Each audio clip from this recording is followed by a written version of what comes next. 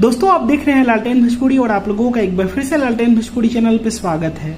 दोस्तों नवरात्रि आ रहा है और हर साल की भांति इस साल भी खेसारी लाल यादव के देवी गीत आएंगे ही आएंगे, ये तो आप लोगों को पता है ही। खेसारी लाल यादव का ही क्यों, भोजपुरी के सारे सिंगर्स के आएंगे ही आएंगे, कुछ लोग के आने भी लगे हैं।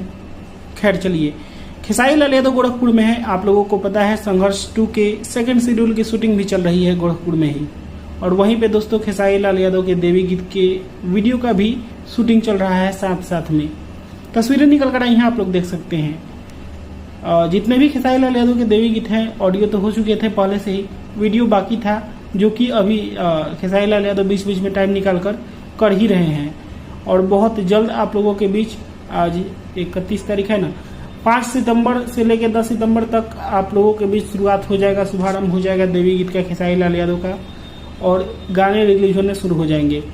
तो दोस्तों आप लोग तैयार रहिएगा इसके लिए, और शूटिंग की तस्वीरें निकल कर आई हैं, आप लोग देख ही लिए। बाकी इसके बारे में आप लोग क्या कहना चाहते हैं कमेंट करके बताइएगा। और इसी के साथ मैं इस वीडियो को यहीं पे खत्म करता हूं। आप लोग इस वीडियो को लाइक करिएगा, शेयर करिएगा। मैं मिलूंगा आप लोगों से नए वीडियो में, तब तक के लिए जय हिंद, जय भोजपुरी।